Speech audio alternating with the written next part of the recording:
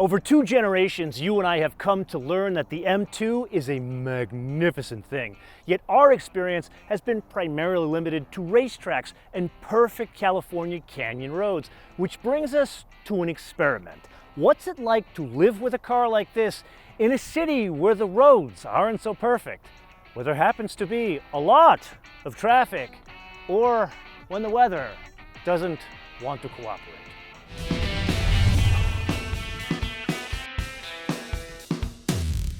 Okay, so being the goal for today is to understand what it's like to live with a performance car that looks to be somewhat practical, let's do a recap of what it is. This is the G87 M2. For our purposes today, we are going to drive an automatic in our first drive review. We already drove the manual, which was magnificent. A further recap, that has the S58, which is an M engine, 3-liter turbocharged inline 6, 453 horsepower. Now, in order to better understand this whole exercise, we do have to refer back to the first generation of these cars, the F87, and those had 2 different engines. They started with an N55 and then moved to an S55. The N55, for the avoidance of doubt, was not an official M engine. It came from the 335 that was its contemporary. Then they moved to the S55, which was indeed a full-fledged M engine. Now, 2 other quick reminders. Number 1, this car is a little bit bigger than the car it replaces. I know a lot of you complained about that in the comments. And what we learned in driving the manual out in Arizona, it really didn't make an impact on the performance. So there's that. Living with it, that's what we have to determine today. And then second, and this is again a big reminder here, this is a quick car. It was 3.9 seconds to 60. Now, before you and I jump behind the wheel, a favor, if you see value in these episodes, 2 things: subscribe and share them.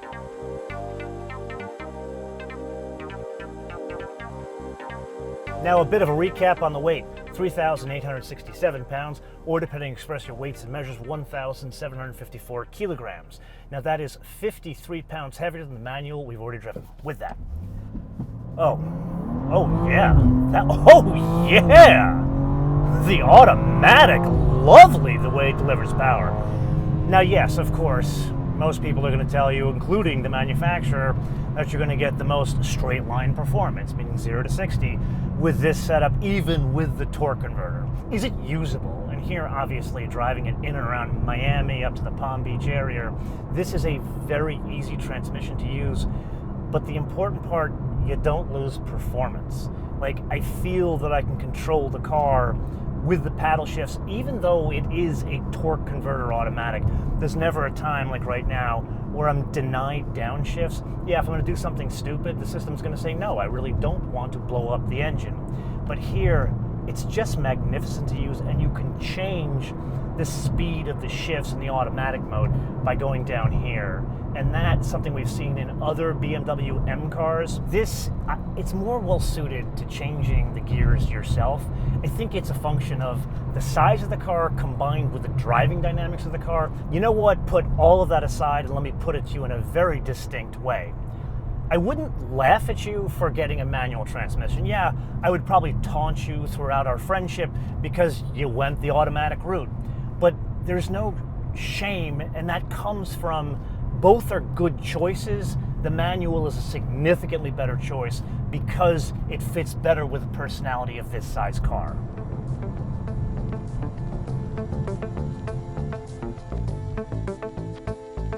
So if we're going to be talking about living with this thing, we need to talk about maintaining it. And first things first, anybody that knows BMWs know they include a service contract for the first 3 years or 36,000 miles on all of their cars. Of course, out of the kindness of their hearts, they will sell you an additional service contract, which is a couple of $1,000s and includes things like spark plugs and major services. The basic one is only a couple of oil changes and other items like that. Now, a little feedback from my experience of owning a BMW, the oil changes only come when the car says it needs an oil change. You guys can laugh at me all you want, but I am one of those people that prefers to have the cheap insurance of more frequent oil changes, so I had to negotiate with BMW so I would pay every other oil change and they would still pay for their fare of oil changes. Then we have to talk about wear items. And there, the brakes are the first stop. A lot of people track these cars when we're talking about F87s here.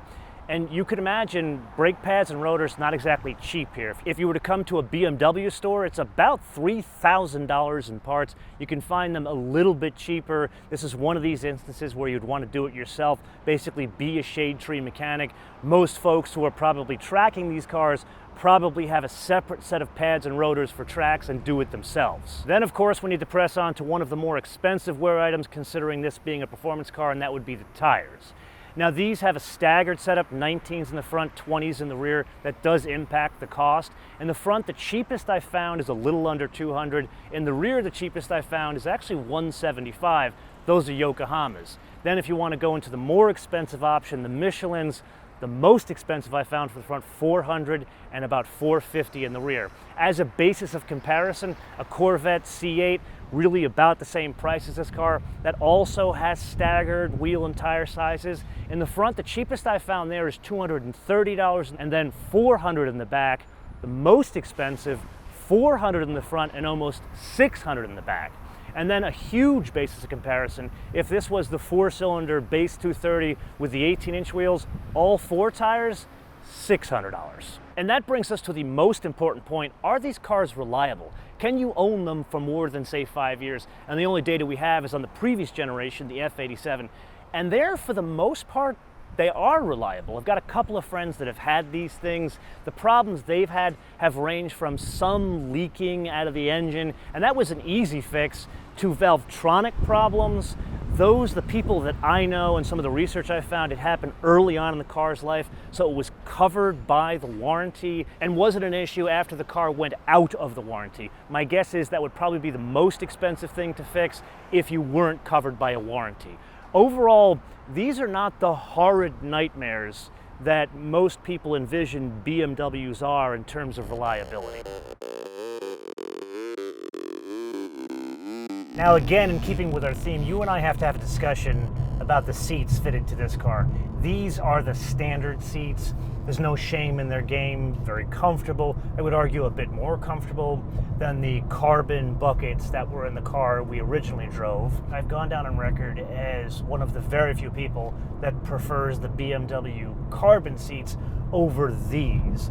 And the reason why is there's more support. They feel a bit more in line with the personality of the car.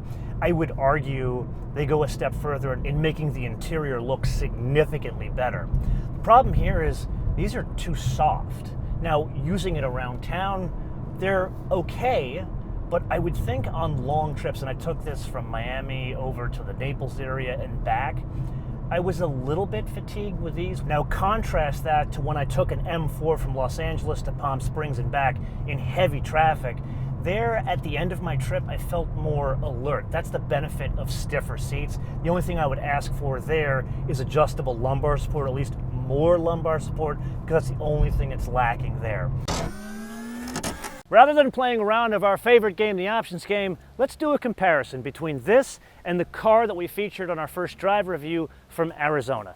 That red car and this blue car have the same base price of $62,200, although the transmissions, they're different, so you don't pay extra for one over the other. This, the automatic, that one, the manual. Then there's the color. We don't pay extra for Zandvoort Blue. Yes, that's a funny name, but there's a couple of interesting things about it. This car, I'm shocked how much attention it garners. Here, even in like Miami, Palm Beach area, ton of people came up like, oh my God, that is a cool thing. But the most interesting story I have to share with you is right in this point. I was getting B-roll of the car and a woman was walking her dog. And she's like, that's a really cool car. And I think I really like the color. Turns out her heritage is Dutch. And that brings us to the second point about the color, Zandvoort. That is a very interesting name for a color. It is named after the Zandvoort circuit, which is about 25 miles to the west of Amsterdam. And that is where the Dutch Grand Prix currently is. It's been around since 1948, and it is right on the North Sea. Then we do pay extra $300 for the Shadowline trim. That is the black trim. I don't think I would do that. Then $650 for full LED headlamps. Why is that optional on a $62,000 BMW? Then we press on to a year-specific option. This car does not have standard roundels on it. Rather, it has roundels with a white background and M colors around it. They are 50 years or 50 Yara BMW M logos. We do pay extra for them, $200. And then the carbon fiber trim on the dash, $800. I saw something recently on a 992 of all cars, leather trim on the dash instead of like carbon fiber or body color. That would be a nice touch here, especially to pick up the red on the seats because the black is just too much in there.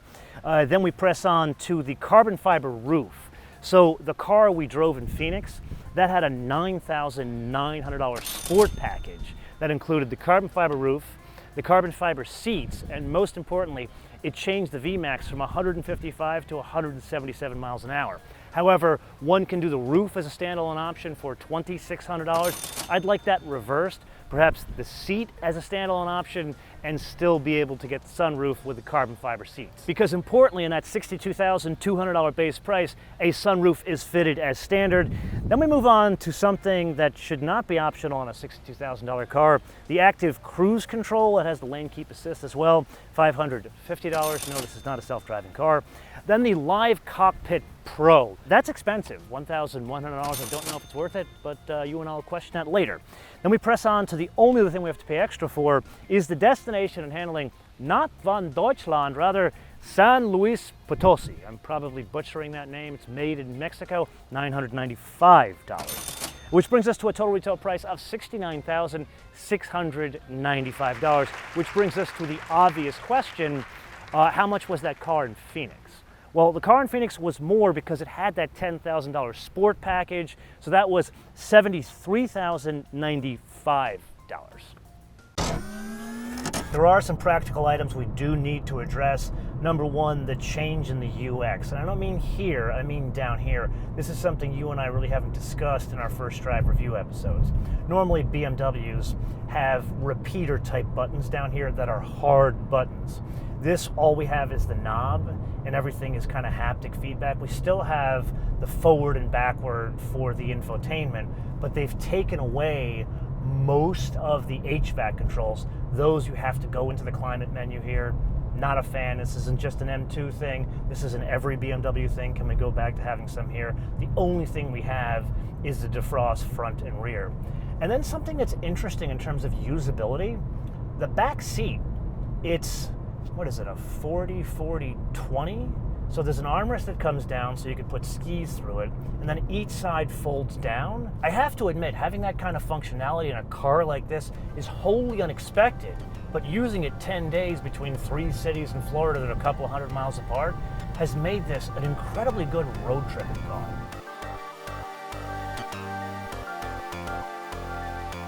Okay, so it's moment of truth at this point.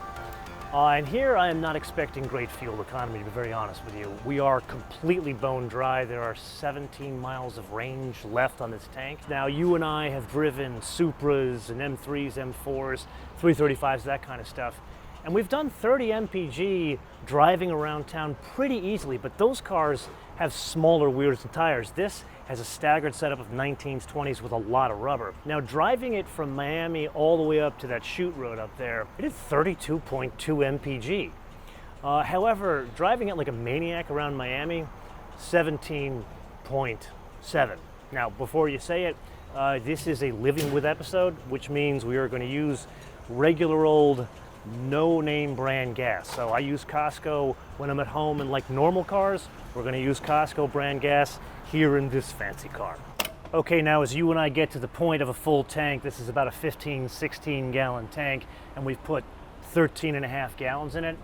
Here in Florida, it cost me $45.70 to fill this tank. If I filled this in California, that would be an additional $27. Gas here is over $2 a gallon cheaper. And before you say it, it is not just taxes. Okay, so what have you and I learned today? Well, to answer that question, I need to share a little bit behind the scenes with you. When you guys reach out to me and say, hey, which car should I buy, this one or this one? I always ask 3 questions. Number 1, where do you live? What are you doing with it? And most importantly, how long do you want to keep it? If it's under 5 years, I really don't care about the brand. If it's over 5 years, it's usually Toyota, maybe Honda, and that is about it.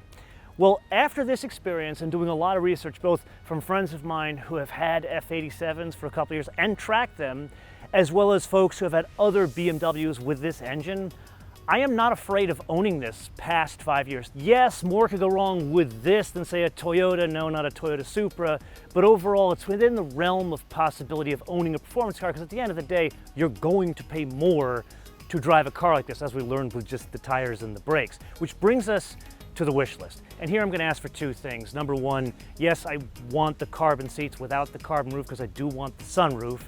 And number two, and this is pretty important, some of those wear item parts, can we bring the price of those down? Because I can see myself tracking a car like this, and I don't really want to go off-brand for the parts. But that's just me, and this is the point of the episode that I turn around to you guys to opine in the comments below, or via our social media, MotoManTV all one word, MotoManTV all one word, Facebook, Twitter, and Instagram. And if you got value out of this episode, I would highly suggest you watch two other episodes. One where I compared the Z4 or the Z4 to the Supra. So yes, very much related to this. And number two, if you like the living with format, we did a living with a Porsche plug-in hybrid. That was a fascinating experience. You can watch that here. Until I see you in the next episode, bis später.